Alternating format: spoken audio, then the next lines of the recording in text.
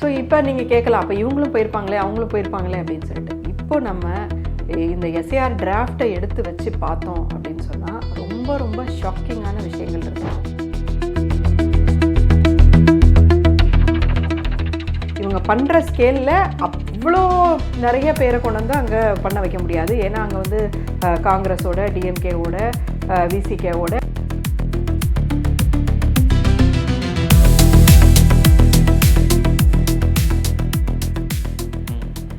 Okay, இது ஒரு பதிலுன்னு இதை கேட்டுட்டு இருக்குதுமா எலெக்ஷன் கமிஷனு. இது ஒரு வழக்குன்னு இது நடந்துக்கிட்டு இருக்குது. இந்த சூழலில் எஸ்ஐஆர் வந்து அதுலேயும் சொல்கிறாங்க, எஸ்ஐஆர் முடிஞ்சு இறுதி வாக்காளர் பட்டியலில் தான் இவ்வளோ டூப்ளிகேட் சாஃப்ட்வேர் இருக்குது, சாரி இவ்வளோ டூப்ளிகேட் ஓட்டர்ஸ் இருக்காங்க, அதுவும் எபிகேடி டூப்ளிகேட் ஆகுது அப்படிங்கிறத சொல்கிறாங்க. அப்போவும் எஸ்ஐஆரை இத்தனை 12 மாநிலத்தில் நீ ஒன்றும் நடத்தி கிழிக்க வேண்டாம், நீ உன்கிட்ட இருக்க டூப்ளிகேட் சாஃப்ட்வேரையே நீ ரிமூவ் பண்ண மாட்டேங்கிற, அப்போ நீ எப்படி வந்து ஊரெல்லாம் போய் நீ பண்ணுற வேலை கரெக்டாக பண்ணுவ, உனக்கு இன்டென்ஷன் சரியில்லை அப்படின்னு கிரிமினாலிட்டி அங்கேயே எஸ்டாப்ளிஷ் பண்ணலாம். ஆனால் நீதிமன்றம் அப்படி இருக்க மாட்டேங்குது. நீதிமன்றம் அது பண்ணவே இல்லை. அப்போ இந்தியா கூட்டணி என்ன பண்ணணும்? இப்போ இந்தியா கூட்டணி மட்டும்தான் பண்ணணும்னு நீங்கள் ஏன் நினைக்கிறீங்க? என்னோட கேள்வி அதுதான். இந்தியா கூட்டணி வெர்சஸ் பிஜேபி எப்படி பண்ணும்? இந்தியா கூட்டணி தான் பண்ணணும். எலெக்ஷன் சரியா நடக்கும்போது தான் இந்தியா கூட்டணி வெர்சஸ் பிஜேபி. எலெக்ஷனே இங்க காலி அப்படிங்கும்போது அதுக்கப்புறம் அது இந்தியா கூட்டணியும் கிடையாது, இதுவும் கிடையாது, அதுவும் கிடையாது. எல்லாருமே மக்கள். எப்போ உங்களுக்கு ஓட்டுக்கு அர்த்தம் இருக்கோ அது வரைக்கும் தான் கட்சிக்கு அர்த்தம் இருக்கு. எப்போ உங்களுக்கு ஓட்டுக்கு அர்த்தம் இல்லை அப்போ கட்சிக்கு அர்த்தம் இல்லை. நம்ம எல்லாருமே மக்கள், இந்திய நாட்டின் மக்கள். இந்த ஓட்டை அம்பேத்கரும் காந்தியும் ஒவ்வொருத்தரும் போராடி நமக்கு வாங்கி கொடுத்தாங்க. அதை நம்ம தொலைச்சிட்டோம். என்னத்தை தான் நம்ம படித்தோமோ, என்னத்தை தான் நம்ம பண்ணமோ தெரியலை, எல்லாத்தையும் வைத்தியம் மாதிரி தொலைச்சிட்டோம். ஸோ இப்போ இதை திரும்ப மீட்க வேண்டிய வேலையை மக்களாகிய நம்ம தான் செய்யணும். இப்போ நீங்கள் திரும்பி ஒரு கட்சி மட்டும் பண்ணும் அப்படின்னு சொல்லி நம்ம பார்த்துக்கிட்டே இருக்கிறது வந்து வேலைக்கு ஆகாது. ஏன்னா ஒரு கட்சி அப்படிங்கிறது அதால என்ன பண்ண முடியுமோ அதெல்லாம் பண்ணி முடிச்சிடுச்சு. இப்போ மாநில கட்சிகள் துணையோட பண்ணணும் அப்படிங்கிறீங்க. வெறும் கட்சிகள் மட்டும் பண்ணணும்னு ஏன் கேட்குறீங்கன்னு தான் மக்கள், பொதுமக்கள் எல்லாரும் இறங்கி, பொதுமக்களுக்கு நடந்த ஒவ்வொரு நல்ல விஷயமும் ஓட்டுனால தானே நடந்துச்சு. உங்களுக்கு இன்னைக்கு நல்ல சட்ட துணி, நல்ல சாப்பாடு, நல்ல கல்வி, இது எல்லாமே இந்த ஓட்டுன்னு ஒன்று வந்த பிறகு தானே வந்துச்சு. 2000 வருஷமா எங்கே இருந்துச்சு உங்களுக்கு? அதுவே இல்லாம போகுது. இந்த ஓட்டுங்கிற உரிமைக்கு பின்னாடி தான் உங்களுடைய கல்வி உரிமை, உணவு உரிமை, இந்த பாதுகாப்பு, அந்த பாதுகாப்பு எல்லாமே அந்த ஓட்டுக்கு பின்னாடி தானே வருது. அந்த ஓட்டுன்னு ஒன்று இருக்கிறதுனால தானே ஒவ்வொரு விஷயமும் கிடைக்குது. ஒன்றும் இல்லை, இன்னைக்கு உங்களுக்கு இலவச அரிசி கிடைக்குது, அது ஒரு எலெக்ஷன் ப்ராமிஸ் வழியாக தானே வந்தது. ஒவ்வொரு விஷயமும் தேர்தலுக்கு முன்னாடி ஒரு அரசியல்வாதி உங்களுக்கு ப்ராமிஸ் பண்ணுவார், அதை அப்புறம் எக்ஸிக்யூட் பண்ணுவாங்க. அதை எக்ஸிக்யூட் எக்ஸிக்யூட் பண்ணாங்களா இல்லையான்னு மக்கள் பார்த்துக்கிட்டே இருக்கிறாங்க. ஒன்றும் இல்லை, ஒரு கடக்கோடியில் இருக்க ஒரு பாட்டி, அந்த பாட்டி கையில் ஓட்டை வச்சுக்கிட்டு அது பார்த்துட்டே இருக்குது. இவன் சரியா பண்ணுறானா பண்ணலையா, இவன்லாம் ஒன்றும் சரியா பண்ணல, மாற்றி போடு ஓட்டை அப்படின்னு ஒரு சாதாரண பாட்டி மாற்றி போடுது. ஒரு 5 வருஷத்துல எளியவர்கள் கையில் இருக்க மிகப்பெரிய அதிகாரம் அது வந்து பிரதமரை மாற்றும் அதிகாரம். ஓட்டுங்கிறது வெறும் உரிமை கிடையாது, அது அதிகாரம். இந்திய நாட்டின் உச்சபட்ச அதிகாரம் ஓட்டு. அந்த அதிகாரத்தையே நீங்க விட்டுட்டு அப்புறம் ஆட்சியாளரையே மாற்ற முடியாதுன்னா அவன் ஏன் உங்களுக்கு ஏதாவது செய்யணும்? உங்க கையில ஓட்டு இருக்கிறதுனால தான் எவ்ரி 2 இயர்ஸ் அவன் வர வேண்டியிருக்கு. நாடாளுமன்ற தேர்தலோ, சட்டமன்ற தேர்தலோ, கவுன்சிலர் தேர்தலோ எவ்ரி 1.5 வருஷம் உங்ககிட்ட வர வேண்டியிருக்கு. ஓட்டு கொடுமா, ஓட்டு கொடுமா அப்படின்னு சொல்லி நீங்க அதே ஓட்டை கையில வச்சுக்கிட்டு என்ன பண்றீங்க? எனக்கு இது பண்ணி தருவியா, அது பண்ணி தருவியா அப்படின்னு கேட்குறீங்க. நிறைய ஊர்களில் 1000-2000 பேர் சேர்ந்துக்கிட்டு எனக்கு இதை பண்ணி கூட நான் உனக்கு ஓட்டு போடுறேன்னு பேசுறாங்க.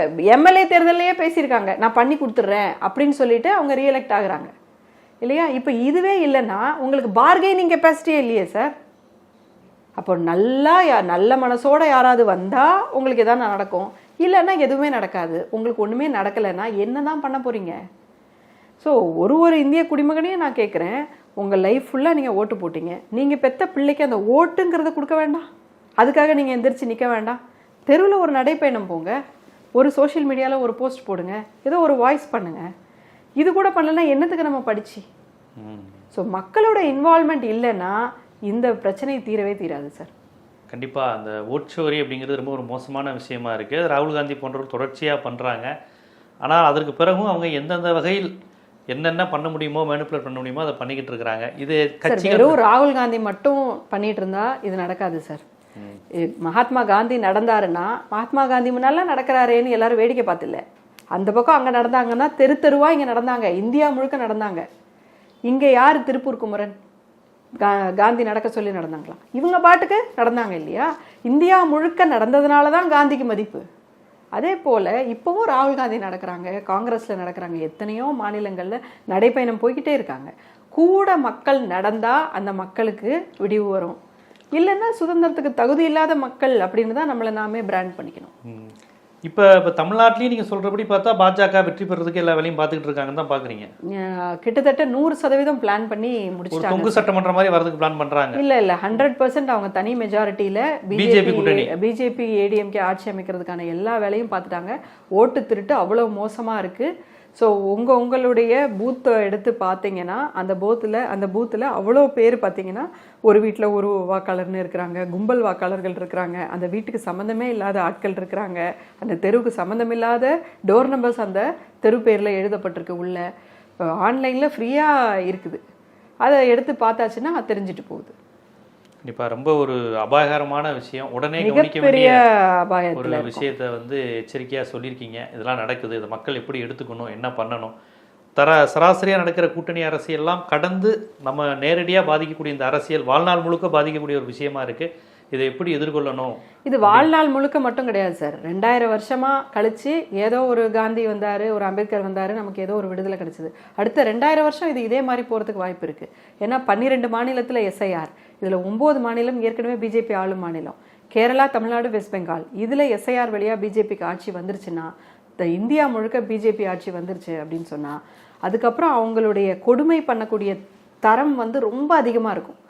இப்போ வந்து பிஜேபி வந்து ஒரு தொங்கு பாராளுமன்றத்தில் இருக்கும்போது வாஜ்பாயோட ஆட்சி எப்படி இருந்ததுன்னு நீங்கள் பாருங்கள்.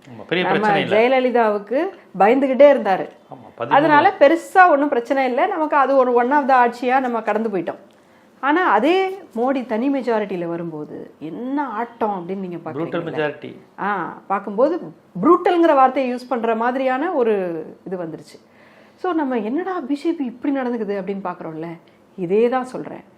எலெக்ஷனும் ஒன்று இல்லை, கம்ப்ளீட்டாக வந்து அவங்க சர்வாதிகாரமாக அவங்க போயிட்டாங்கன்னு சொன்னால் தன்னை மாற்றுவதற்கு ஆளே இல்லை என்ற ஒரு நிலைக்கு வரும்போது இப்போ இருக்கிறத விட 100 மடங்கு கொடுமையாக அவங்க நடந்துப்பாங்க. அதை நினச்சே பார்க்க முடியாது.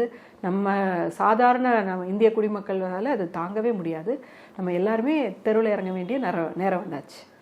ரொம்ப ஒரு முக்கியமான எச்சரிக்கை அந்த நேர்காணல் மூலமாக மக்களுக்கு தந்திருக்கீங்க. பார்ப்போம் இது மாதிரியான விழிப்புணர்வு காணொலிகள் மக்கள்கிட்ட ஒரு சமூக தளத்திலையும் அரசியல் தளத்திலையும் ஒரு மாற்றத்தை ஏற்படுத்தணும்னு நினைக்கிறோம். நன்றி. தேங்க்யூ.